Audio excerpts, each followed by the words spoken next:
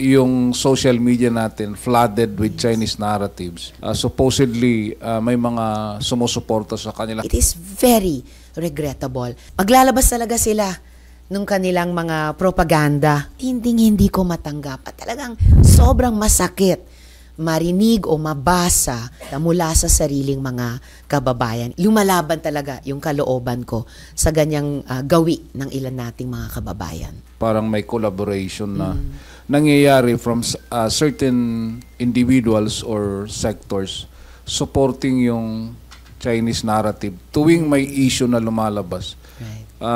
Many times naobserbahan na yung social media natin flooded with Chinese narratives.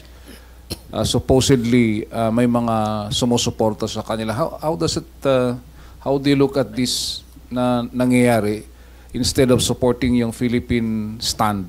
Minsan ay mas matimbang pa yung pagsuporta niyo doon sa narrative ng mga Chinese authorities. Iyan ay bahagi talaga ng influence operations ng China sa buong mundo. And we feel it very strongly here in the Philippines.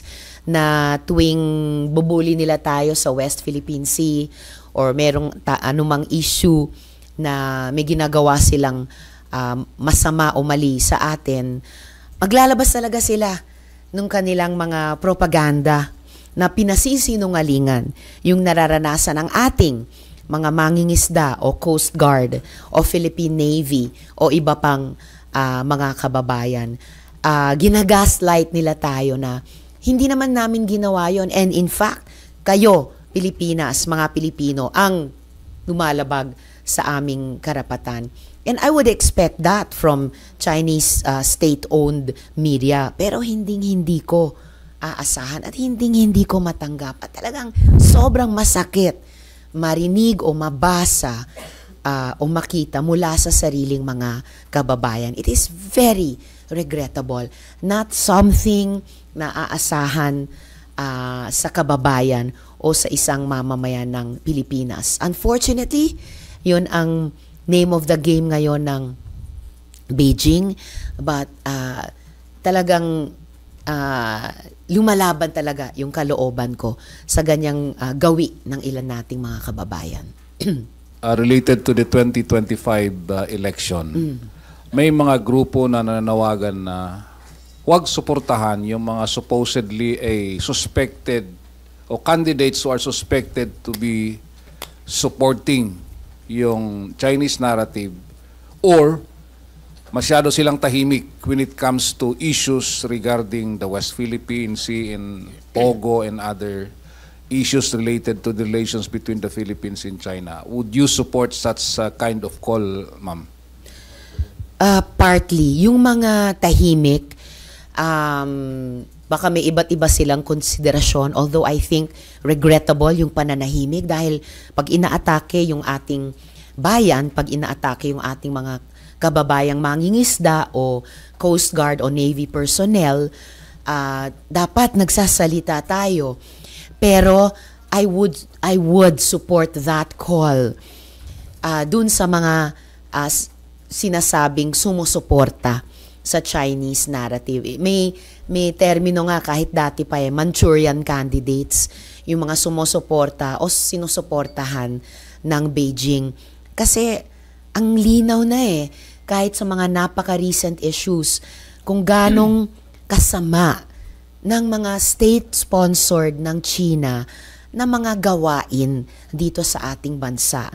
Yan man ay Pogo, yan man ay pakikialam sa ating energy sector, yan man ay pakikialam sa ating telecommunication sector, yan man ay tahasang pag-espionage laban sa ating bansa. So, at this point in time, klarong hindi natin kaalyado ang China.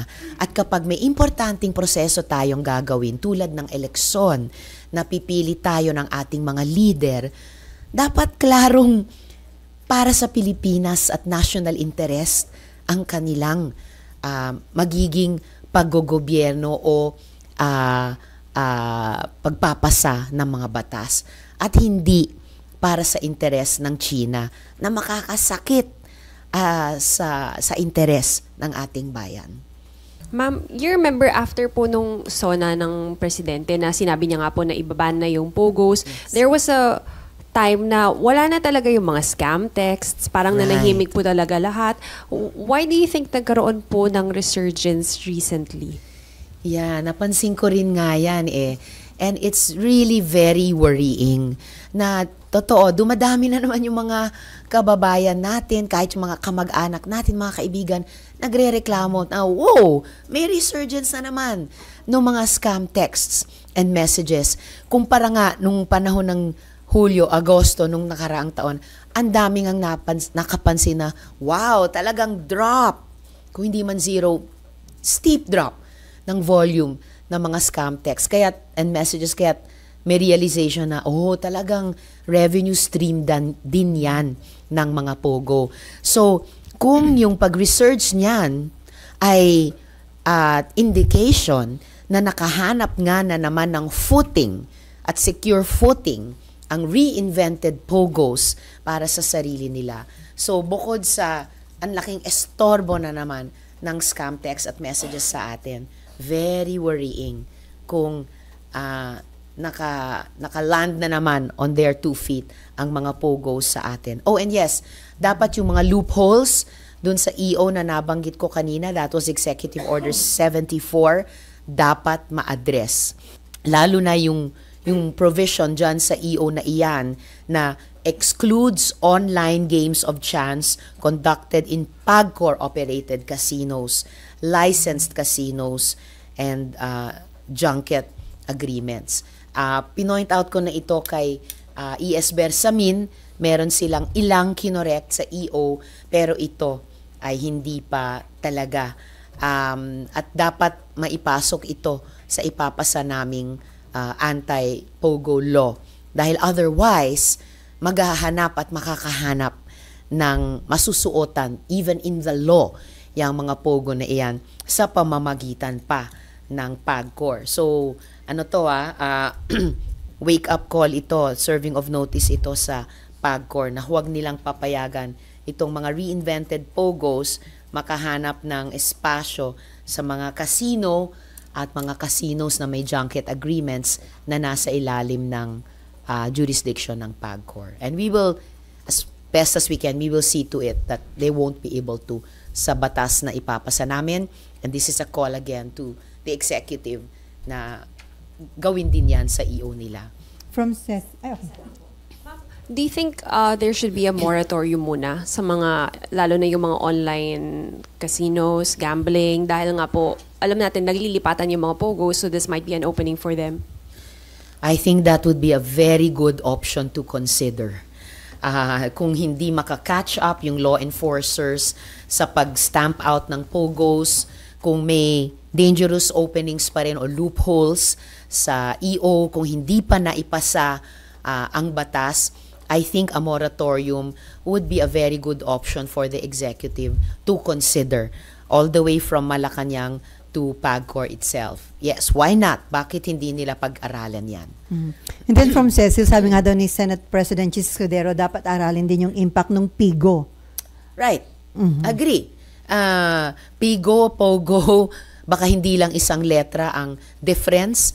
But first things first, ipatupad natin 100% yung POGO ban as provided in the SONA pronouncement, the report ng Senate Committee on Women, yung EO, yung bill banning POGOs. Dahil kapag magawa natin yan, then mas mahusay din nating mahaharap yung legislative at saka any executive challenges na hinaharap naman dun sa PIGO naman.